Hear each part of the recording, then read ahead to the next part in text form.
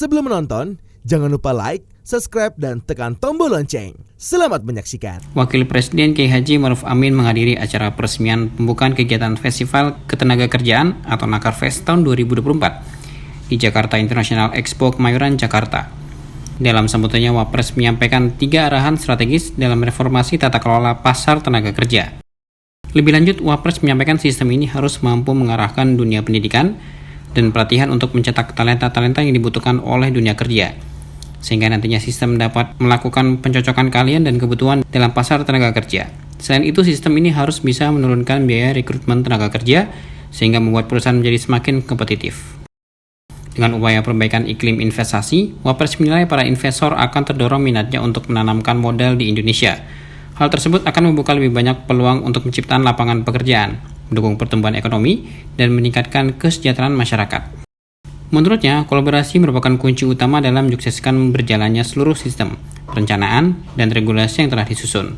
Menutup sambutannya, Wapres berharap penyelenggaraan acara dapat menjadi jembatan kolaborasi antar pemangku kepentingan di bidang ketenagakerjaan, sehingga ke depan bidang ketenagakerjaan di Indonesia dapat semakin maju, unggul, dan kompetitif. Tantangan dalam dunia ketenagakerjaan muncul selain karena adanya faktor internal seperti banyaknya angkatan kerja yang masih berpendidikan rendah atau bekerja di sektor informal, juga ada faktor eksternal yang mempengaruhi, yaitu digitalisasi. Digitalisasi membuat waktu kerja semakin cair dan fleksibel, tidak hanya mengubah cara bekerja, tapi juga memunculkan sejumlah pekerjaan baru. Sesuatu yang kita tidak bayangkan sebelumnya seperti remote working memungkinkan kita menyelesaikan pekerjaan dan mendapatkan penghasilan dari belahan dunia manapun. Digitalisasi semakin meluas dan berkembang seiring dengan besarnya jumlah Gen Z yang memasuki pasar kerja.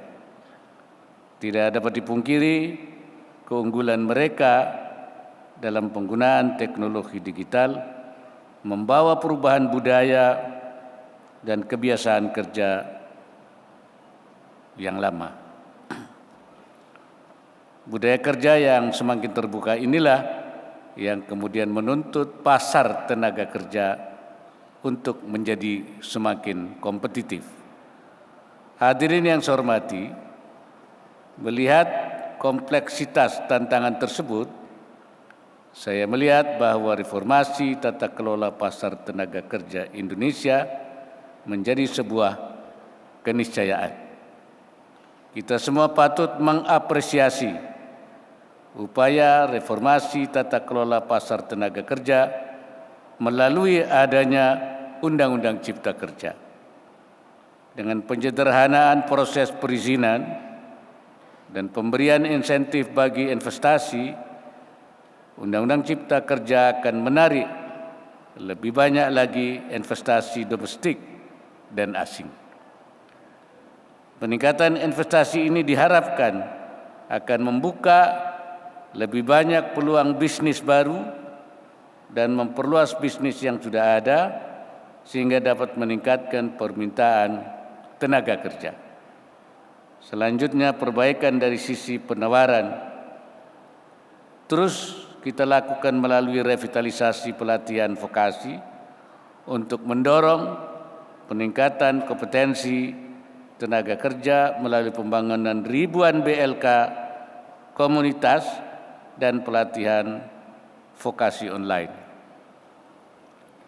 Kita juga terus melakukan perbaikan terhadap mekanisme penentuan tingkat upah minimum yang adil, baik bagi pekerja maupun bagi pengusaha, dan perbaikan layanan ketenagakerjaan seperti sistem informasi pasar kerja agar lebih terintegrasi secara nasional.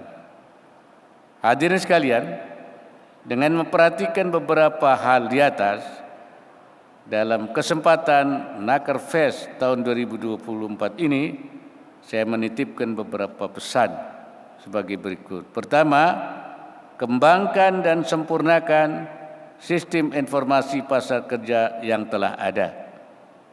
Sistem ini harus mampu mengarahkan dunia pendidikan dan pelatihan untuk mencetak talenta-talenta yang dibutuhkan oleh dunia kerja.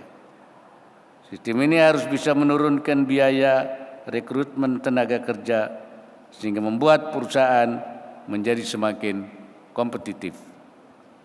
Sempurnakan pencocokan keahlian dan kebutuhan dalam pasar tenaga kerja melalui optimalisasi pemanfaatan sistem ini sehingga dapat mengurangi kesenjangan di sisi permintaan dan penawaran tenaga kerja. Kedua, tunjukkan komitmen kita terhadap reformasi pasar tenaga kerja Indonesia dengan mempromosikan peluang investasi dan menciptakan lapangan pekerjaan di Indonesia kepada para investor.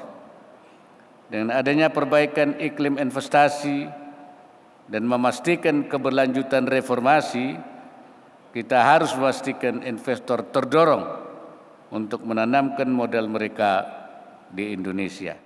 Sebelumnya, Menteri Ketenagakerjaan Ida Fauziah melaporkan bahwa penyelenggaraan Nakerfest merupakan inisiatif strategis dalam konteks reformasi tata kelola pasar tenaga kerja Indonesia. Ida berharap acara ini dapat menjadi etalase besar yang memberikan informasi dan layanan ketenagakerjaan melalui kerjasama dengan para pemangku kepentingan di bidang ketenagakerjaan. Pada acara Nakerfest ini, Wapres juga memberikan Naker Award kepada penerima dari berbagai latar belakang, termasuk kalangan pemerintahan, badan usaha milik negara, dan individu. Penghargaan Naker Award ini bertujuan untuk mengapresiasi, memotivasi, dan meningkatkan kinerja pemerintah daerah, pemberi kerja, serta pekerja di Indonesia dalam menjaga dan melaksanakan kebijakan serta regulasi di bidang ketenagakerjaan. Pada tahun 2024, sebanyak 32 penerima menerima penghargaan ini. Selain Menteri Ketenagakerjaan, hadir pada acara ini Wakil Menteri Ketenagakerjaan Afrian Syahnur dan para penerima penghargaan dari seluruh Indonesia. Tim Eljon Media melaporkan.